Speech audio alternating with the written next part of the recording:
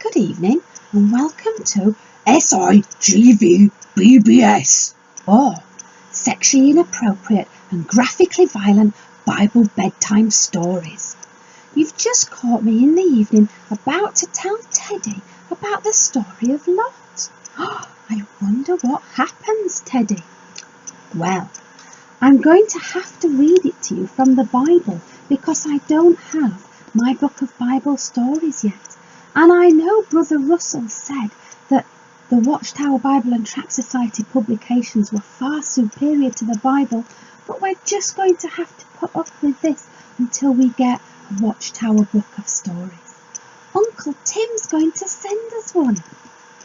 Okay, here's what happened to Lot. Once upon a time, long time ago, back in Bible days when everything was biblical and shit, 2 angels arrived at Sodom by evening, and Lot was sitting in the gate of Sodom. When Lot saw them, he got up to meet them and said, "Please come to my house for tea." So the 2 angels went to Lot's house and had tea. In the evening, just before they were about to go to bed, every man in the city, from boy to old man, all of them surrounded the house in one mob. And they kept calling out to Lot and saying to him, "Where are those men who came into your house tonight? Bring them out to us so that we may have sex with them." Don't be disgusting and ask me what sex is. Just listen to the story, Teddy. Then Lot went out to them and shut the door behind him. And he said, "Please, my brothers, here I have 2 daughters who've never had sexual relations with a man. Please let me bring them out to you for you to do to them whatever seems good to you. But please don't do anything to these 2 men who I just met a few hours ago and don't know from Adam and have just had a meal with. I'd be much happier if you gang raped my own 2 daughters than these 2 strangers." But the men weren't happy with that, and they wanted the 2 men to have sex with. You're really going to have to ask an elder, because I'm only a lady and you're only 7. So it says in the Bible that the 2 men struck everybody blind so that they could not find the front door. Well, yes, you would think that if there was a whole city full of men outside one house, that even if they couldn't see, they arguably might be able to find the front door by going like that. But don't argue with the Bible. The Bible says that they wore themselves out trying to find the doorway. They must have been cretins as well as sexual deviants. Well, what happened next? The 2 men said to Lot, "Get out of this place, because God is going to destroy it because it's full of naughty, naughty men.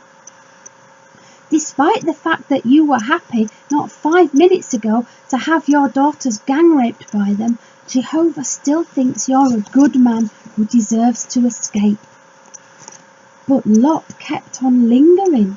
The Bible says Lot began lingering eventually, so the 2 men took hold of his hand and the hand of his wife and the hand of his daughters and took them out of the city.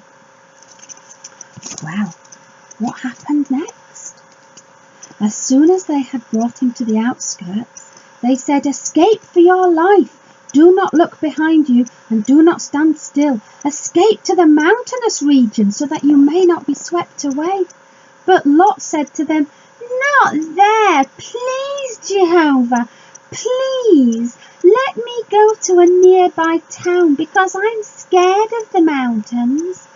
So Jehovah said to him, "All right, because you're such a righteous man, I'll let you go to a nearby town instead. But hurry, escape there because I cannot do anything until you arrive there." That is why he named the town Zoar. It's not obvious to me either because I don't know what Zoar means, but there you go. So off they went to the nearby town. But look what happened to Lot's wife.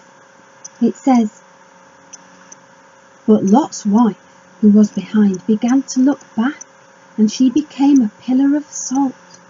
So even though Lot had offered his 2 daughters to be gang raped, and even though he'd lingered when the angels told him to hurry up, and even though he'd whined and bickered with Jehovah about where he was being sent, it was his wife who got destroyed for turning round and looking at the town where she'd lived all her life, that had encapsulated all her memories, falling in love, growing up, having 2 daughters, everything she'd ever known and loved. She turned round briefly and she got destroyed. Yes, it does seem that the women come off slightly worse than the men in this story, doesn't it? But what happened next? Let's have a look. In verse 30 it said, later Lot went up from Zoar with his 2 daughters and began living in the mountainous region. Yes, I know.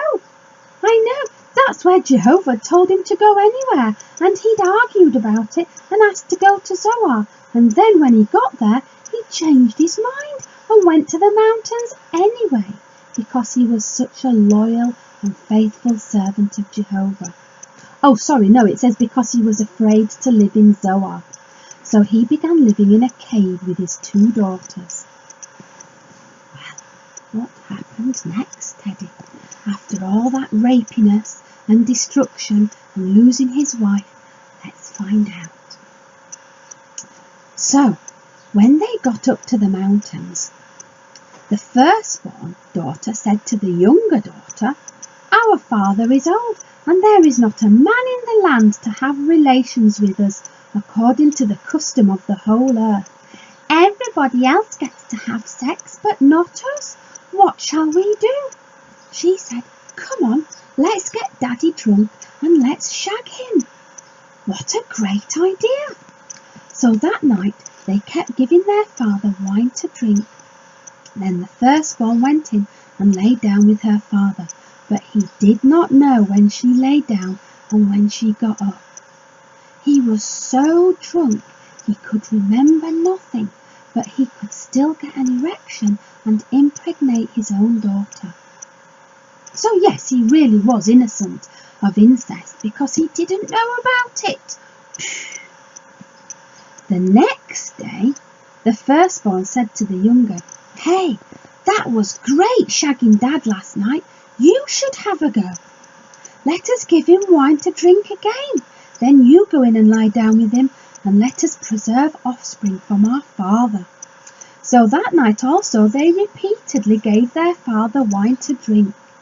Poor man obviously had no idea what was happening and thought it was quite normal to get pissed drunk with your 2 daughters in a cave. And so the younger one lay down with him and got up. And both daughters of Lot became pregnant by their father on 2 consecutive nights because they must have been ovulating simultaneously. And why was it important that they got pregnant? Well, because they gave birth to somebody who gave birth to somebody who gave birth to somebody who gave birth to somebody, yada yada yada, until somebody gave birth to Jesus. And that's how it was meant to be. It was preserving the line of the Messiah. Well, I don't know. I suppose somebody else could have given birth to Jesus without it involving genocide and murder and incest. But hey, that's the Bible, and genocide and murder and incest are all fine as long as the Messiah comes 30 generations later. Night night, Teddy. Don't have nightmares.